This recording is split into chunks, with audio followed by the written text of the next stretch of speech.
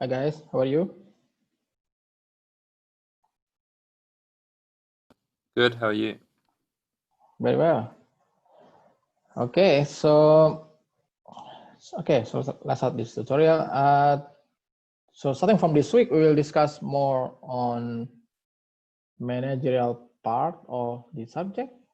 Okay, so we'll start with this budget, and then variance, and then performance management system, and lastly we have accounting for sustainability, which is the new concept of accounting, which try to integrate the financial and social and also environmental aspect of a company's performance. Okay, so today our topic is about budget. So the basic use of budget. Okay, and we start using the blue books, the managerial text, not the yellow one. Okay, so let's start with the definition of a budget. Okay, so budget are quantification of plans. So basically in the beginning of the accounting years, the company will plan their financial performance. So they have to set the level of financial profit or other financial indicators that they want to achieve.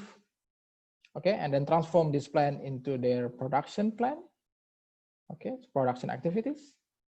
And then after that, they need to plan their resource allocation and how they will finance their production activities. Okay, so basically all these plans should be captured in the budget. Okay, so the company would put all the plan and also the value that they have to expense to finance these activities in their budget. Okay, so budget mostly dealing with the acquisition and use of resources. Because the company have limited resources, they have to allocate this resource effectively. Okay, in order to finance their operations. Okay, and if they have shortage of resources, they need to acquire external resources from financing activities. Okay, and also from other activities that should be captured in the budget. Okay, and the budget are very specific. So mostly we have very short period covered in the budget. So some budget use like one year horizon, and then some other budget like use monthly budget, like cash budget should be monthly, and then some budget use quarterly periods or even some semester period. Okay, so the time is very specific. Okay, manager use the budget for a variety of purpose. First, they use the budget for planning. So in the beginning of the accounting year, they need to plan their activities and put all this plan in the budget. Okay, and when they start execute the plan, they need the budget to operate their activities. Okay, so they need to see the allocation of resources through these budget activities. Okay, and should be in accordance with their initial plan.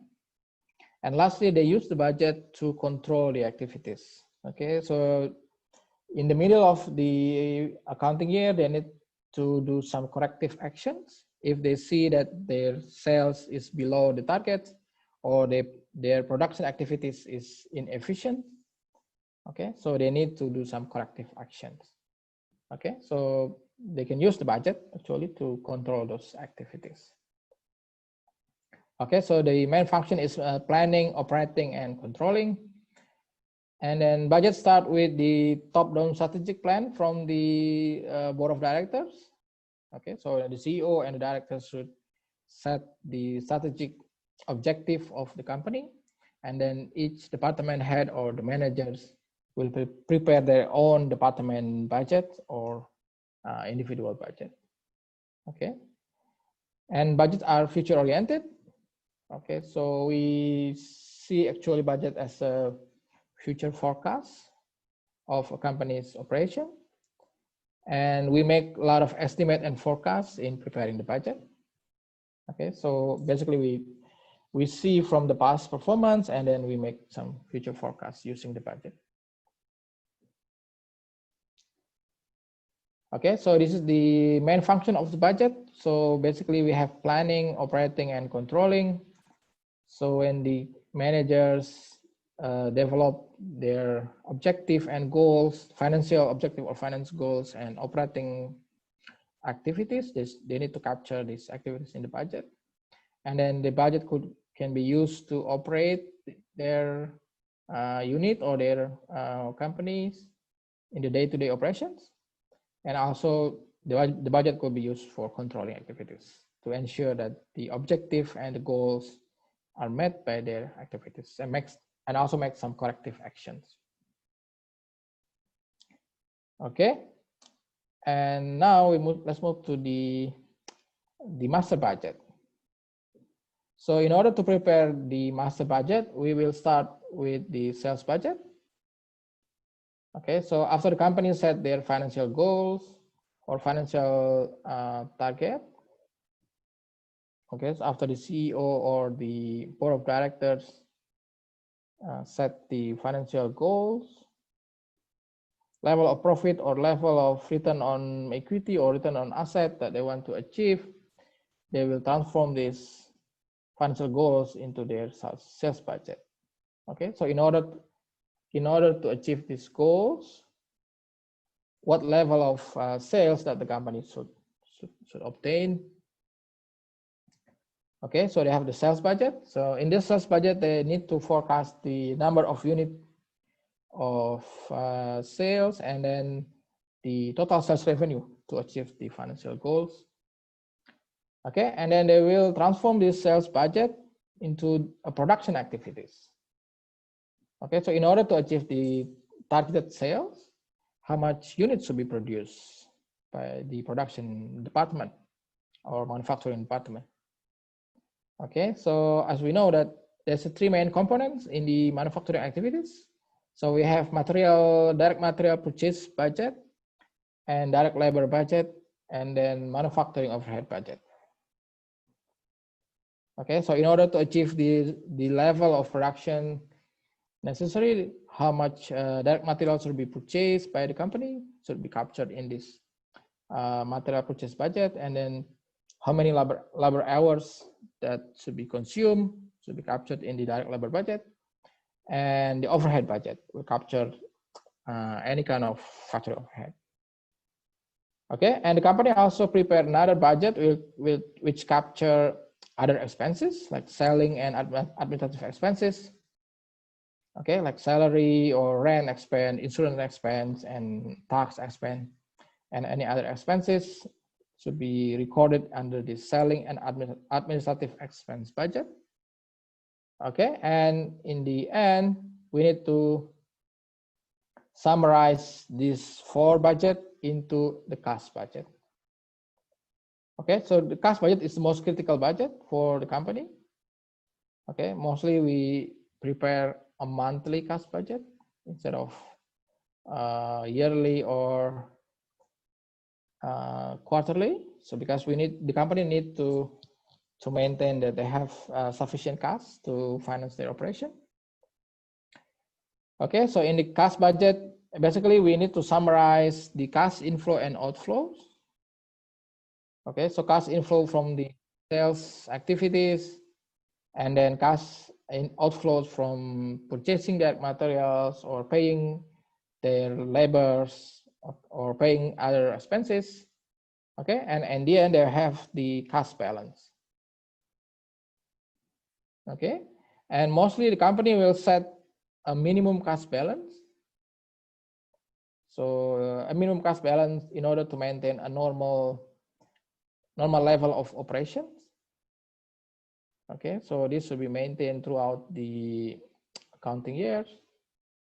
Okay, and if the company cannot get this minimum cash balance, they need to obtain some short-term financing from a bank or financial institutions. Okay, so immediately they need to get some additional financing from the bank or financial institution. Okay, and when they exceed this minimum cash balance, they should immediately repay this financing. Okay, so basically the cost budget will be the most important budget in the budget preparations. Okay, and in the end, we can also prepare the budget income statement. Okay, so we can prepare the budget balance sheet and budget income statement in the beginning of the accounting years.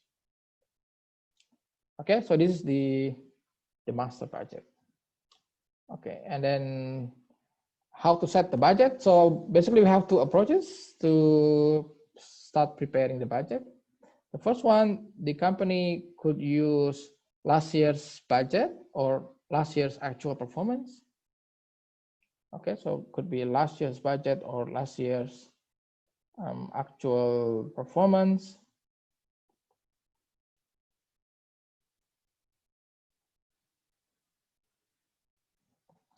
Okay, plus some adjustment. So the company needs to adjust these figures. Maybe they can use inflation rate or economic growth or industrial growth as their adjustment. Okay, just to make the budget more reasonable.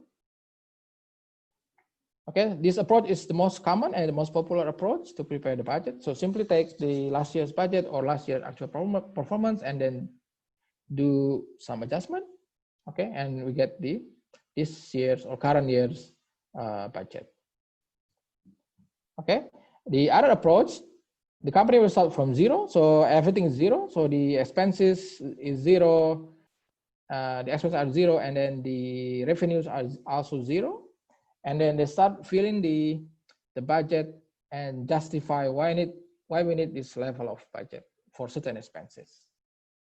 Okay, so start from zero and then one by one filling the budget and also justify why we need this level of budget for certain expenses. Okay, so this second approach we know as the zero-based budgeting. Okay, it's not really common because the process is sometimes quite complicated, and in the process of justifying the budget, we may have some internal conflicts between departments or between managers that may complicate the budget preparation process. Okay, so it's available, but it's not really common to use the zero-based budgeting approach. Okay, so typically a government institution will use this kind of approach because if they budget their expenses and revenues, they need to justify the revenue and expenses to the parliament, which is makes sense. Sometimes they need to justify item by item to the parliament. Okay, so if you want to know more about the zero-based budgeting, you can click this link. Okay, so you can read some benefit and cost of using zero-based budgeting. Okay, but typically the companies will use the first approach, which is simply take last year's budget or last year's actual performance plus some adjustment. Okay, so let's start with the first one, the sales budget. So in this sales budget, the company need to forecast the level of sales revenue that they want to achieve, and number of units need to be sold, and also the unit price in calculating the total revenue. Okay, so this is the first budget that the company needs to prepare. Okay, so it's really important that they accurately forecast the level of sales revenue that they want to achieve, and also the number of units need to be sold.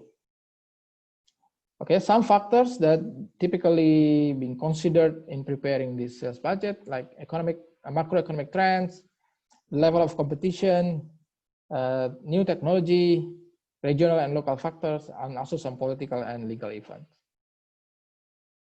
Okay, so the idea is the company should make the budget is reasonable and achievable. Okay, so they need to make some important adjustment. Okay, to make the budget is more reasonable and achievable for their operations.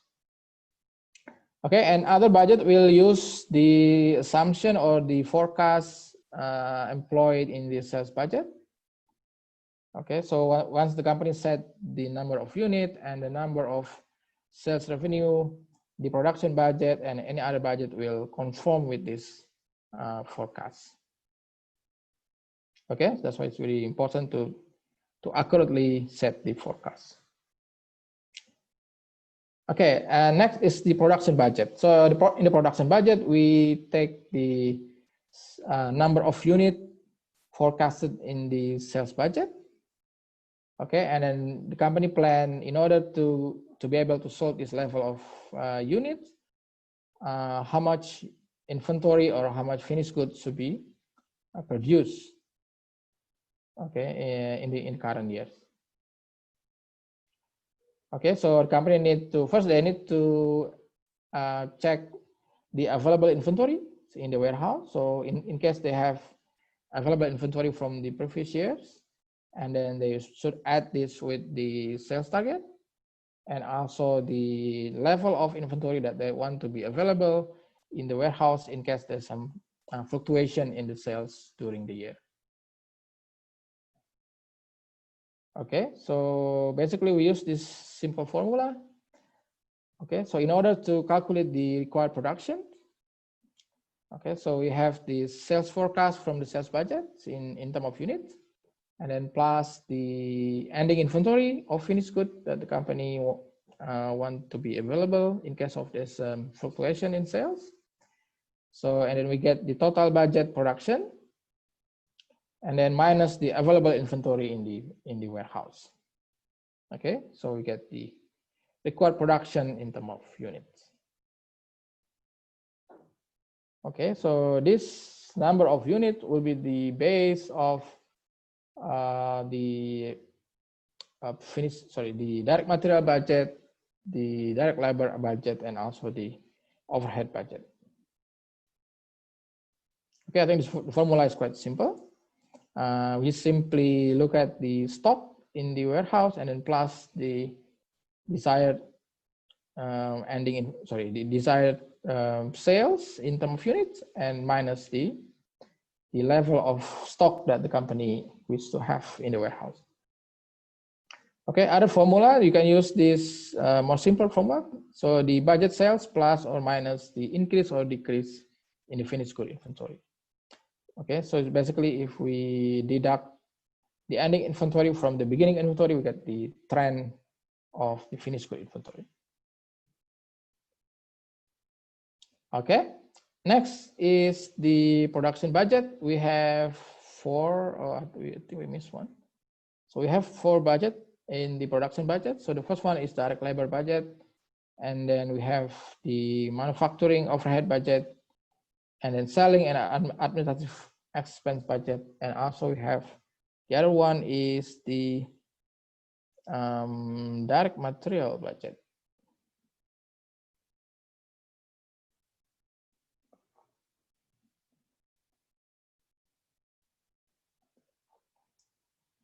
Okay, so in the direct labor budget, we need to calculate the number of labor hours needed to produce the required level of production. Okay, and then after this, we multiply this number of hours with the rate per hour. Okay, so in the end, we have the total direct labor budget. Okay, so we need to identify the labor consumption per unit. Okay, and then multiply this with the required production. Then we got the total labor hours consumption. Okay, so labor hours per unit multiply with the required unit for production.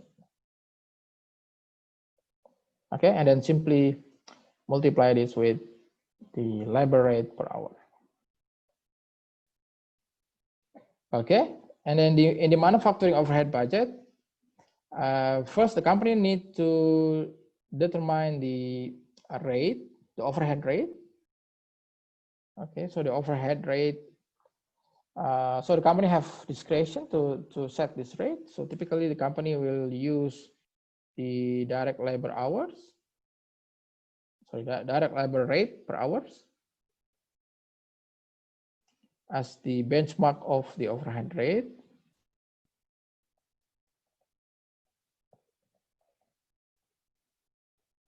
Sorry, direct labor rate. Okay, and then multiply this with the estimated amount of overhead, and then add it with the fixed overhead.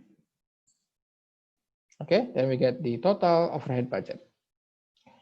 And then selling and admin expense is basically taking all other expenses other than the manufacturing expenses, like salary expense and then rent expense or any other expenses.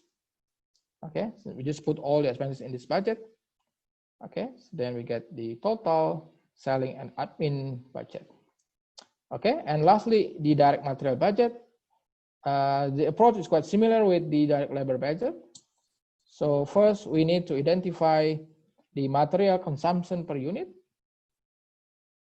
Okay, so materials per unit, and then multiply this with the required unit based on the sales budget, sorry, production budget. Okay, and then multiply this with the price or the cost of material per unit. Okay, so cost per unit. Okay, and then we get the total direct material budget. Okay, any comment or questions so far?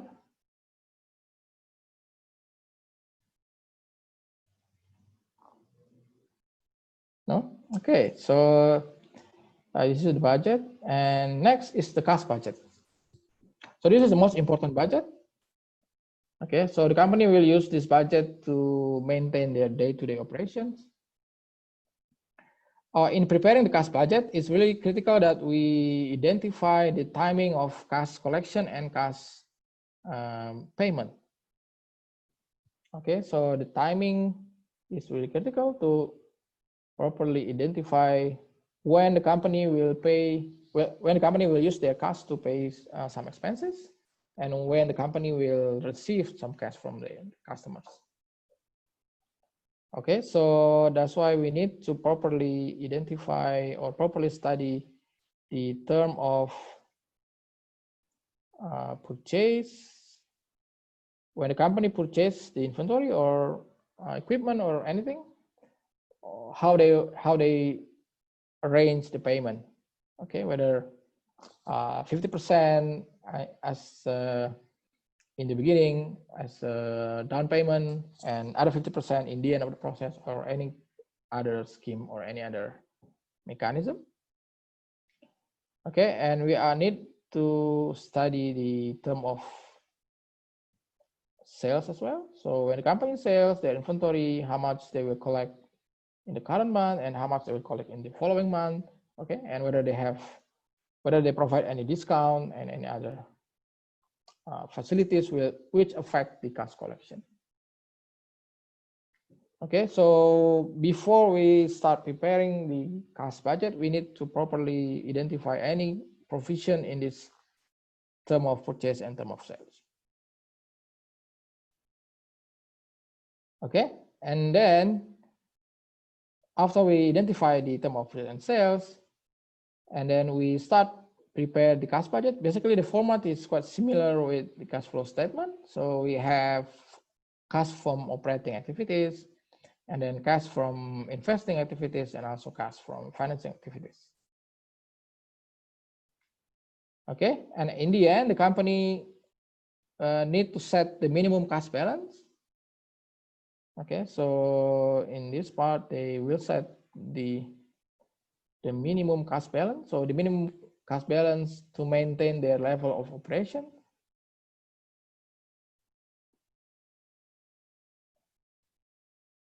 Okay, so when the company cannot achieve this cash balance, they need to get some additional financing as soon as possible. And when they exceed this minimum cash balance, they need to repay the financing using the excess cash that they have.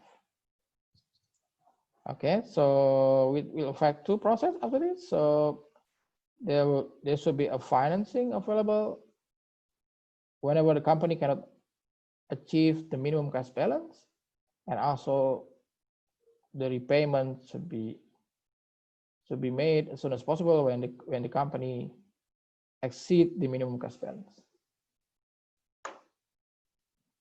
Okay, and then typically this kind of financing facilities have a very low interest.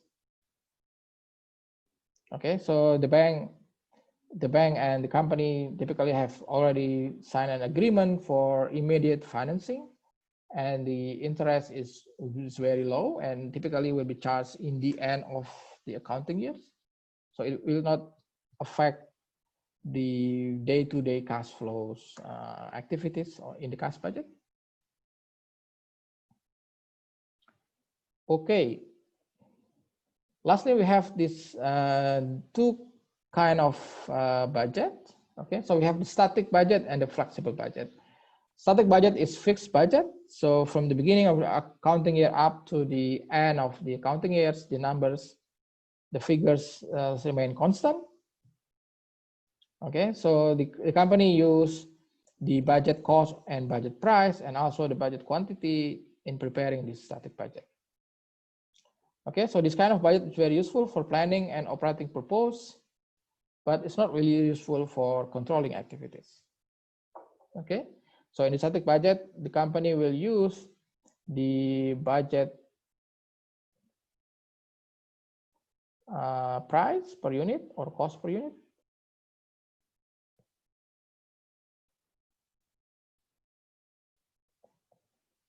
Okay, and then the budget quantity.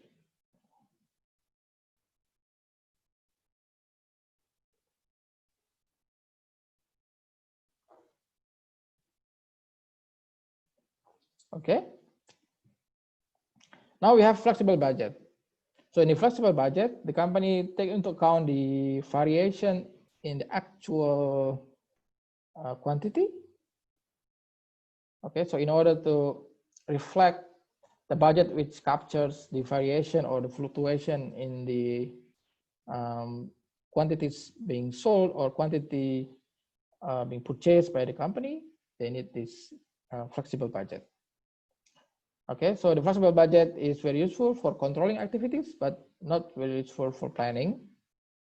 Okay, so typically the company will use both budget. So in the planning, they will prepare the static budget, and then after they start operating the plan, they will prepare the flexible budget.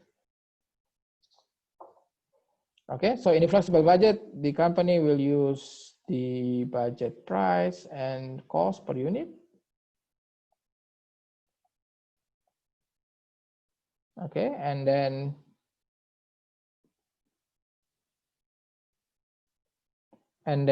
they will use the actual quantity. Instead of the budget quantity, they will use the actual quantity.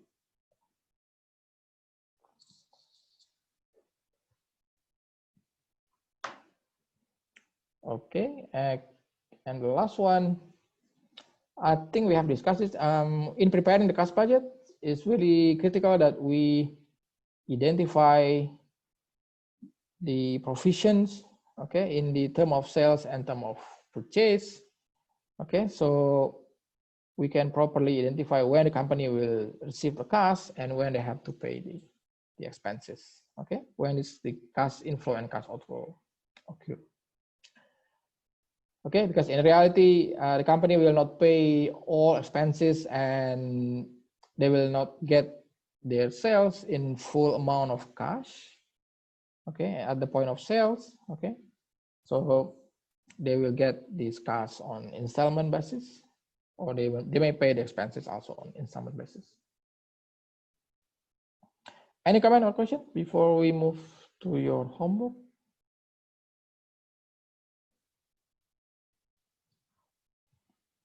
No? Okay, so let's do the first one. So the first homework is exercise 6. Okay, so we have Clarkson Camping, produce and sell stop of the line Australian tents. The company prepared a production budget for the second quarter of the year, revealing that the required production is 6,000 tents for April, 5,000 for May, and 3,000 for June. Each tent requires 4 hours of direct labor at an average cost of 28 per hour. Okay, so the first thing that we need to do, we need to properly identify the relevant information, okay, in order to prepare the budget. Okay, so from the question, we know that the required production for April is 6,000, for May is 5,000, and June is 3,000. Okay, so this should come from the production budget, right? So the Clarkson Camping should get these figures from their production budget.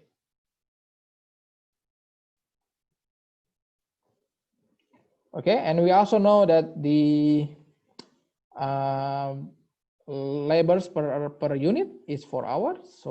So each tent will consume 4 hours of labors.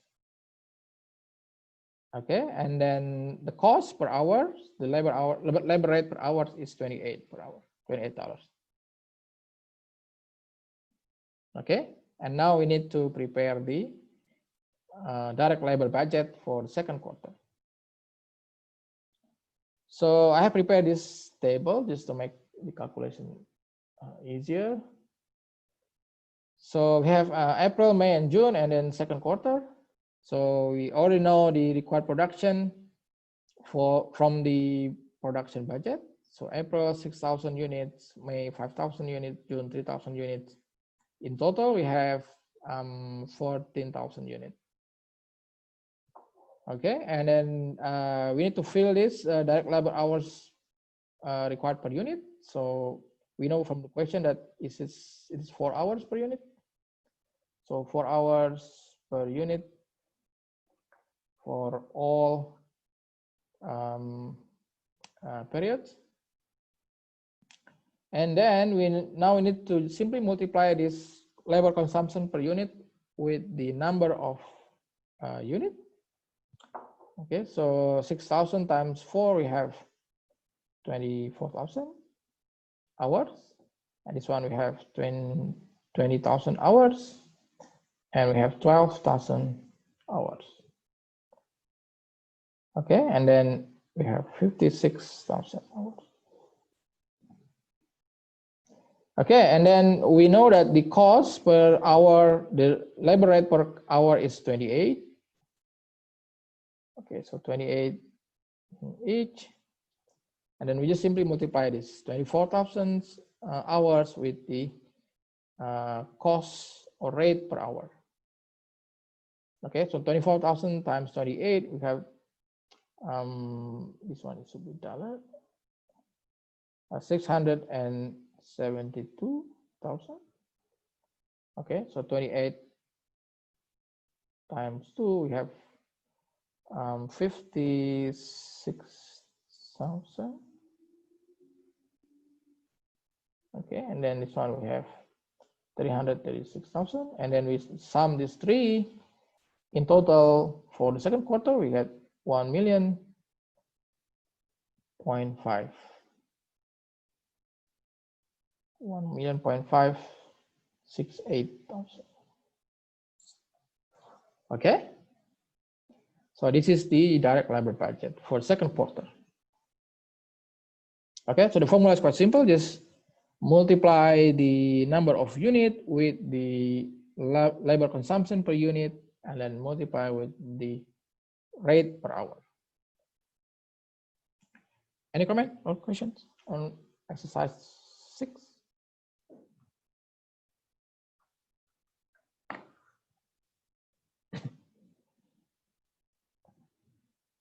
No? Okay, so let's move. Let's continue to the next one is problem 17. So now we have Veronica's cakes. Veronica started the company 3 years ago and has been surprised at her success. She's considering expanding her business and need to prepare cash budget information to present to the Westpac Bank to secure a loan. Veronica is not an accountant, so he has asked you to help her to prepare the necessary reports. Okay, as usual, we need to identify some important information from the questions. Okay, so first we know that the beginning balance. So the beginning balance, beginning cash balance in the bank account is 20,000. Okay, so we have this 20,000 as the beginning balance. And also we have this information of Veronica sales for each month. Okay, so she has cash sales and also some sales on account and the total sales. Okay, this is very important information. And now we need to prepare the cash receipts budget, cash disbursement budget, and the summary of Veronica's cash budget. Okay, and then we also identify some other information. So this looks very messy, but yes, the color just to help you with the relevant information. Okay, and now we know that the Veronica will collect 70% of the credit sales in the current month, and the remainder 30% will be collected in the following month. Okay, so we need to summarize this: 70% in the current month and 30% in the following month. So this basically the term of sales, okay, which affect the cash inflow of Veronica. Okay, and then Veronica's cakes pays for inventory purchase in the month following purchase. Okay, so Veronica will pay the purchase 1 month after the actual purchase. Okay, and then her policy is to purchase inventory each month equivalent to 60% of that month's budget sales. Okay, so the inventory will be 60% from the total sales. Okay, and then cash payment is one month after the purchase. So this is basically the term of purchase.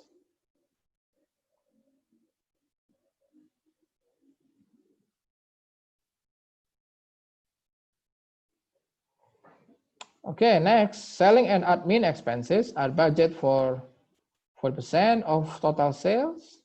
1/2 of the selling and admin expenses is accounted by depreciation. So selling and admin expenses is 40% of the total sales, and 50% of this 40% budget is depreciation. As we know, depreciation is non-cash transaction, which will not affect the cash inflow and cash outflow. Okay, and then the company purchased additional manufacturing equipment in April at cost of 28,000. Veronica does not receive a salary, but she does pay herself dividend as company performance allows. The first quarter of the year was very profitable, so Veronica paid herself a dividend of 17,800 in April. Okay, so we have dividend for 17,800 in April. Then Veronica wants to maintain a minimum cash balance of 10,000 and has established a line of credit. So the minimum cash balance is 10,000. So she can borrow enough money to make up any shortfall if the company has excess cash on hand, and then the line of credit will be paid back. So Veronica should pay the loan immediately when she has an excess cash.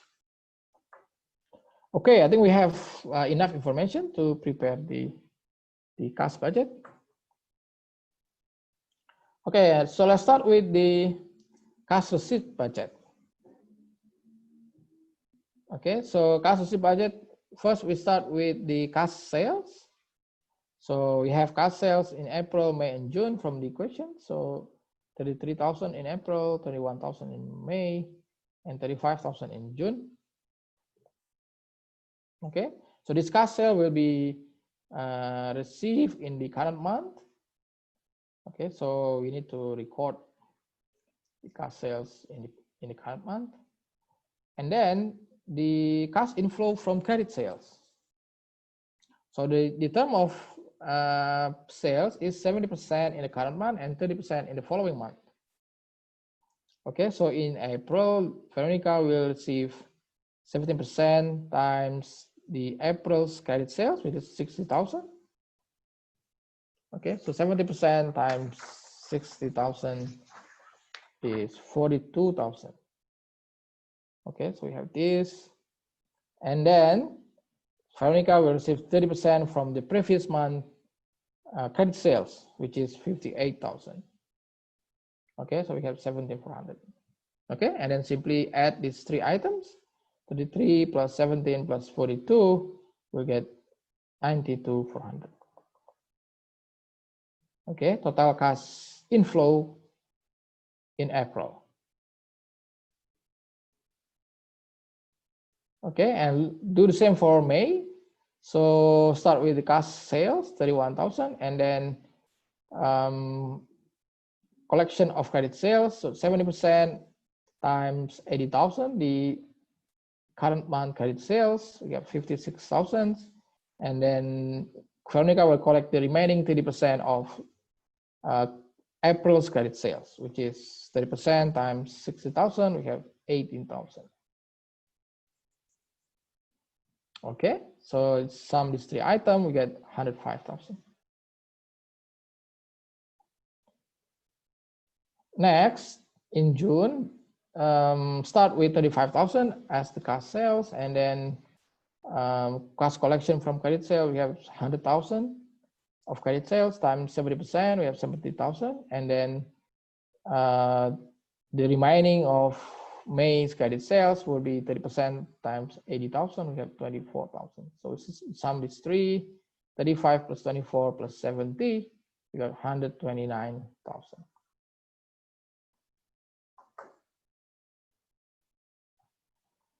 Okay, so this is the cash receipts budget.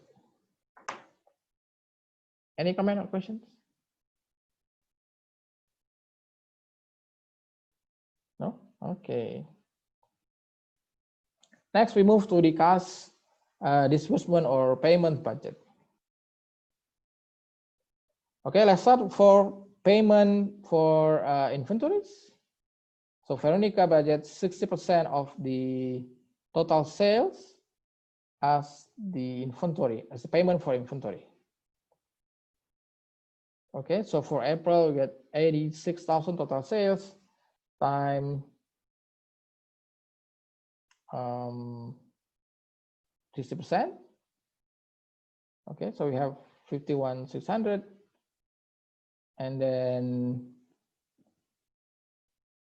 and then May we got 60% times 93,000. Okay, we have 55,800, and then June we have 60% times 111,000, 66,000. Okay, so this is the cash payment for inventories. Okay, next is cash payment for selling and admin expense. So we know that the budget is 40% of the current month sales, but within this 40%, there's a depreciation, which is 50%. Okay, so we only have 20%, which is 50% times 40%. Okay, so we multiply this with the total sales, and we got the cash payment for admin and selling expenses. So in April, we got 20% times 93,000 is 18,600, and then May 20% times 111,000, we got 22,200. In June, 20% times 135,000, we have 27,000. Okay, so we have this expenses. So actually we can sum this. So we can sum this expenses with the previous cash payment for inventories. Okay, so in April, we got 18,600 plus 51,600. So this will be, the total will be 70,200. Okay, so total cash payment budget. Okay, so in May we have 22,200 plus 55,800. We got 78,000. And in June we got 27,000 plus 66,600. Get 93,600. Okay, that's the total cash disbursement budget. Okay, and lastly, we need to summarize this cash inflow and outflow in the summary cash budget. Okay, so the format is similar with a cash flow statement. Okay, so we start with the beginning balance. So the beginning balance is 20,000 in April, and cash receipts is 92,400. We already calculate this in the cash receipts budget.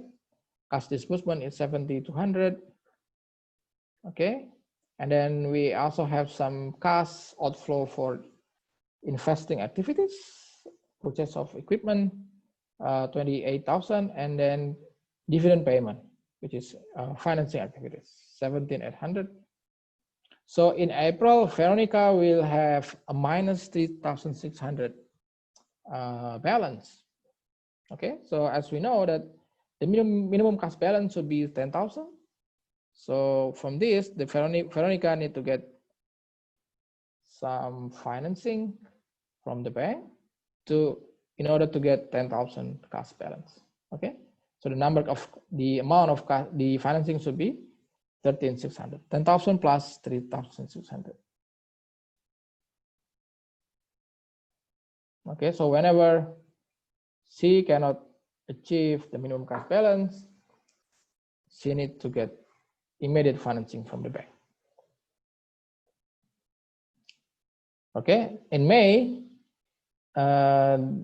start with 10,000 as the beginning balance, and then plus the cash inflows 105 minus cash disbursement 78,000, and then the balance will be 37,000. So this is exceed the minimum cash balance, which is 10,000. So Veronica need to immediately repay her loan to the bank. Okay, so minus 13,600. The ending balance will be 23,400.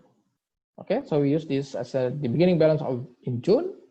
So 23,400 beginning balance plus cash receipt 129,000 minus cash disbursement 93,600.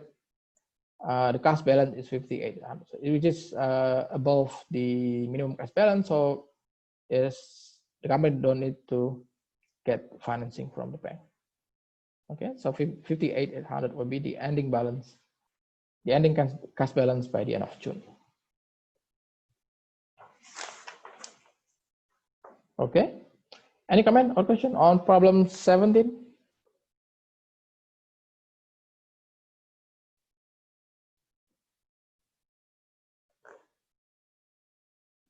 No? Okay, this is quite easy for you. Next, the last one is problem 19. So we have study made publishers. The company prepared a static budget. So the revenue is 20 million out of 33,000 units. And the production cost is 8.2 million at $25 per unit. The actual performance, the company obtained 22 million of sales out of 360,000 units. But the managers a little bit worry about the production costs, which is exceed the budget cost of production. Okay, so yes, he or she a bit worry why the company exceed this production budget. Okay, so let's identify some information from the question. So we have the estimated sales with the budget sales 20 million, estimated quantity is 330,000, and then estimated production cost is 8.2 million or $25 per unit. And then the actual revenue is 22 million, and the actual quantity is 360,000 per unit. Okay, and the actual production cost is 8.8 million. Okay, now we need to prepare the static budget and the actual quantity. So we can use this kind of table. Okay, let's start with the static budget. So in the static budget, the company budget a sales revenue of 20 million. Okay, and the number of units is 330,000.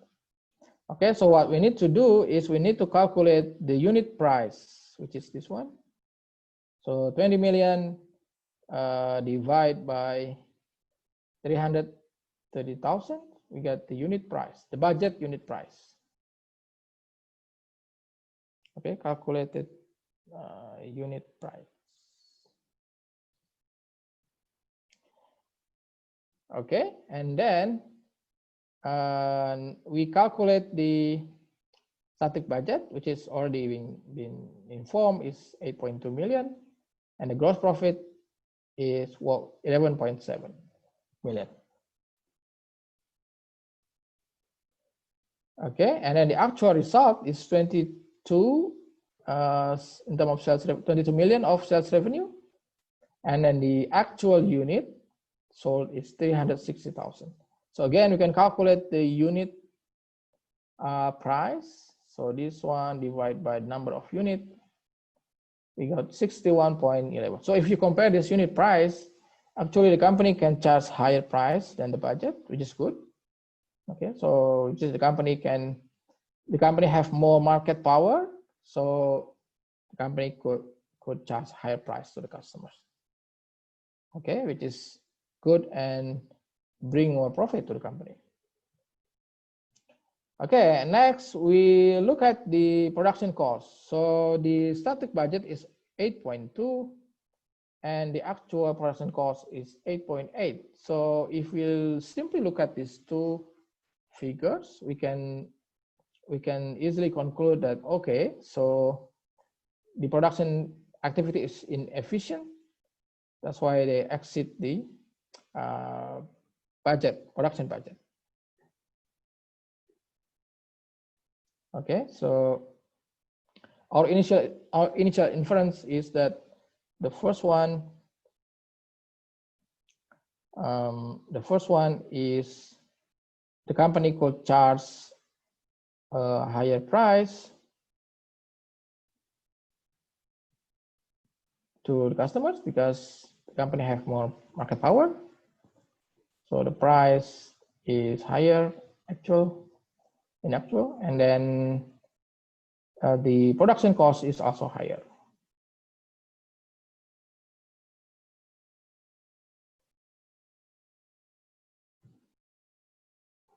Okay.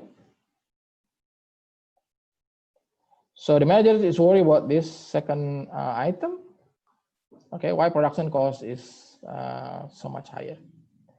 Okay, and then if you look at the gross profit, so the gross profit in the budget is 1.7 million, and the actual is 13.2, which is also good, right? So the company have a higher gross profit than the budget, which indicate that the company is performing okay in financially. Okay, so they can charge higher price, and maybe they can produce the quantity or the unit in a lower cost. Okay, that's what we need to check. Okay, now let's prepare the flexible budget. So in the flexible budget, we use the budget price per unit or cost per unit. And we use the actual quantity.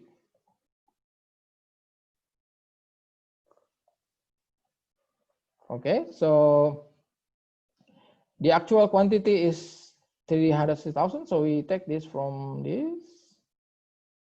Okay, and then the budget or unit price is 60.61. We take this from the budget. Okay, so if we multiply this two, we got the total revenue of 1.8 million. So basically 360,000 times 60.61. Okay, so we have 20 million of total revenue. Okay, so yeah, what I need to do now is calculate the cost with the same approach. So we use the budget cost per unit, which is 25 from here. And we also use the actual unit, which is 360,000 here.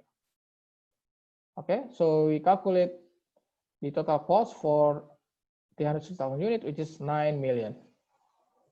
Okay, so if you compare this with the actual result, okay, so the budget is 9 million, and in actual, the company only expands for 8.8 million. Okay, so they still have a saving for 200 million. Okay, because the actual result is smaller than the production budget.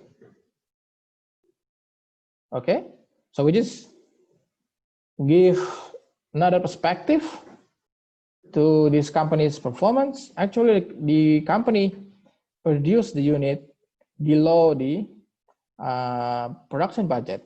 Okay, so actually they're more efficient in the production. That's why they can save 200,000. Okay, so the manager's concern is unjustifiable if we look at the flexible budget.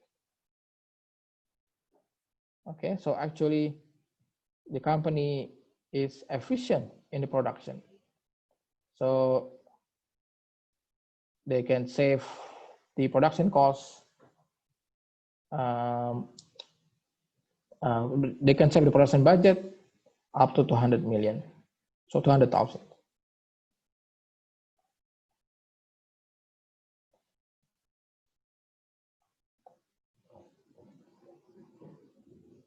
Okay, that's efficient production.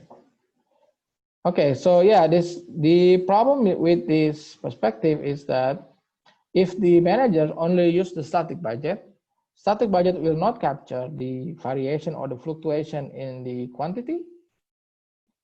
Okay, so if he or she only compare this budget, so you compare this budget with the actual budget, this one.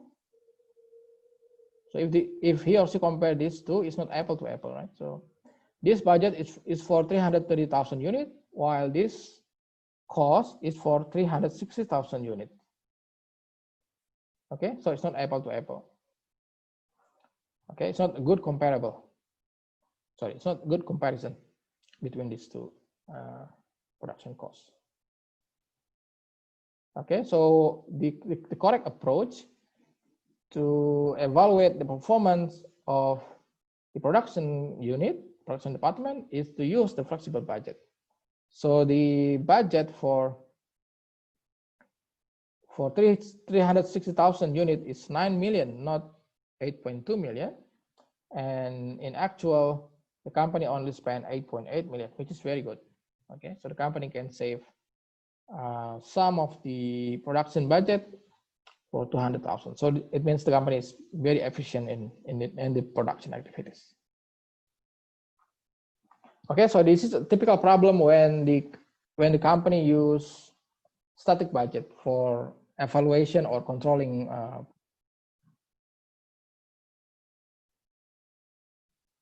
Okay, and next week we will also learn that if we take the difference between the actual and the flexible budget, so difference between these two, so the actual and the flexible budget, we can get what we call as a variance. Okay, so variance is basically the difference between the actual performance and the flexible budget. So manager will use this variance as an early indication of a problem. Okay, so if they have unfavorable variance, which is the cost is exceed the budget, so they need to investigate further what happened in this specific activity on specific unit. Okay, we will discuss this variance in the next tutorial. Okay, any comment or questions on problem 19?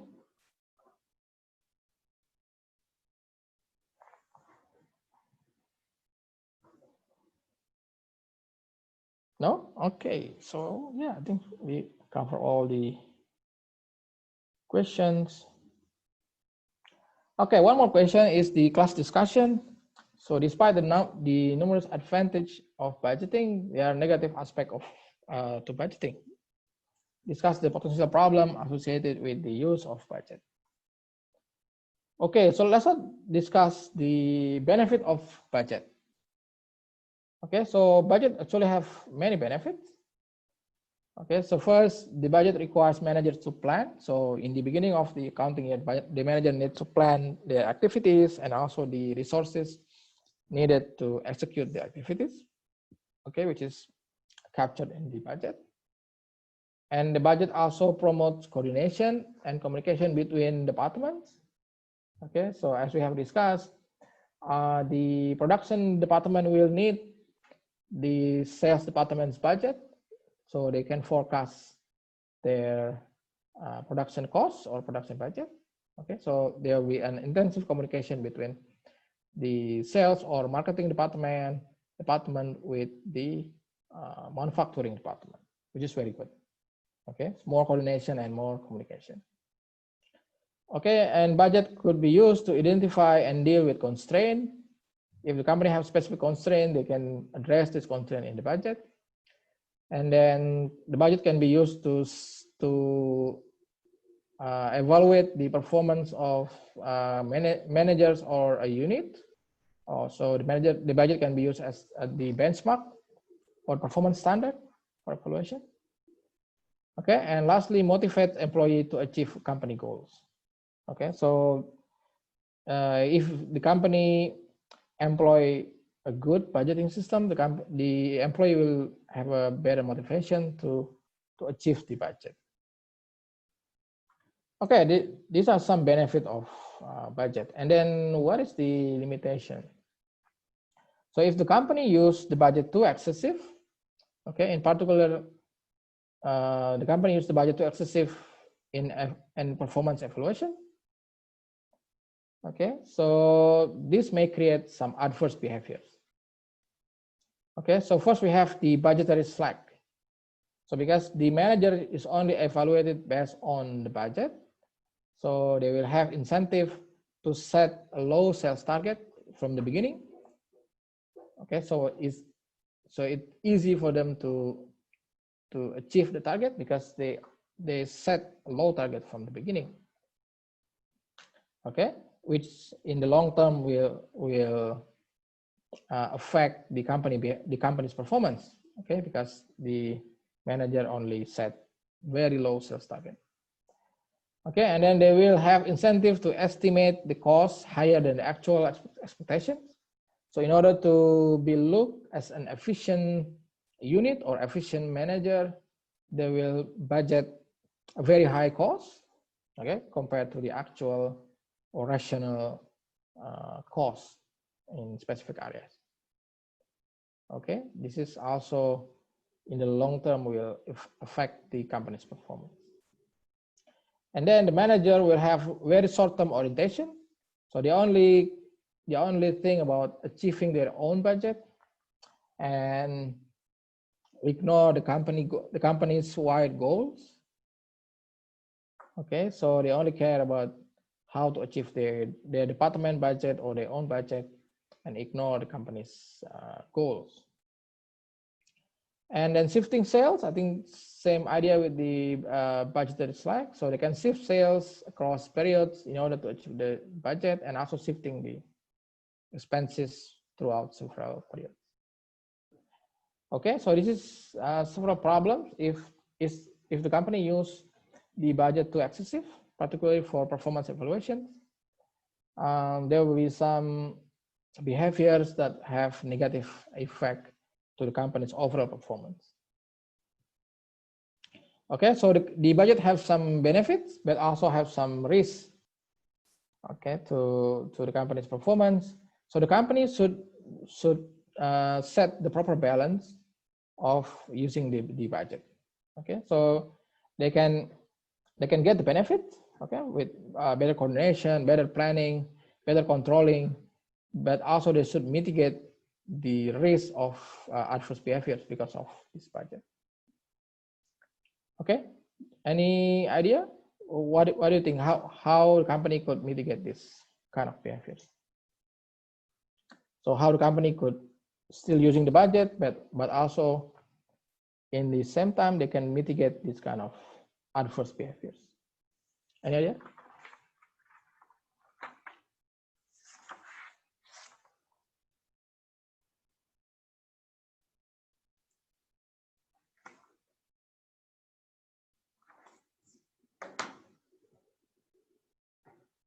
No idea? Okay, so yeah, I think one solution that the company could employ is they could employ a more comprehensive performance evaluation standard.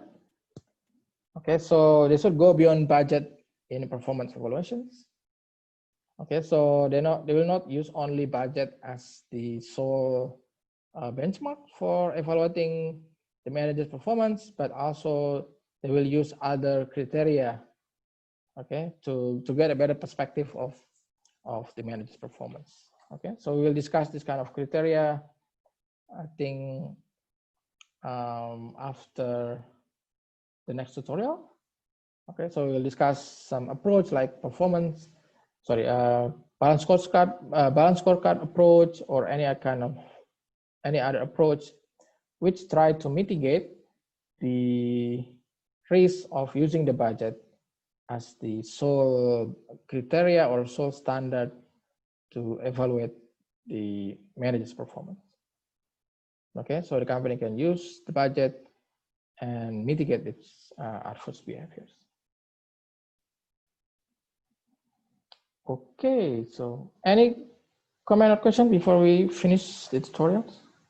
So I will mark this week's homework. So if you haven't submitted your homework, please do so. Okay, so and try to answer all the questions, so you'll get the full mark. Any comment or question? Yeah, I have one. Yep. So what's this called? For 19, I didn't really do the static budget or the flexible budget stuff. I just answered it straight away. As a possible reason, I said stuff like about the actual cost per unit, but I didn't actually draw up the actual budget. Okay, that's okay. So basically, this table basically helping you to get the broader pictures of what's happening if we use the static budget as a performance evaluation tools. Okay, so because the static budget is fixed from the beginning up to the end of the financial accounting years, so it will not capture any variation in the quantity. Okay, so it's really dangerous that if we use this budget to compare with the actual performance, because it's not apple to apple. So for example, in this question, the production cost is only for 330,000 units, while in reality, the company sells 360,000 units. Okay, so you can see that there's a 3,000 units which is not accounted in the static budget. Okay, which is very dangerous, and the manager will get a wrong conclusion if he or she only use the static budget. Okay, so hopefully this approach can give you a better perspective on using the budget as controlling the tools, okay, to evaluate performance and make some corrective actions if the performance is somehow below the budget figures. Okay, so you don't have to worry about the answers. As long as you try to answer the question, give your idea in the homework, you will get the full mark. All right, that sounds okay. Good. Any other comment or questions?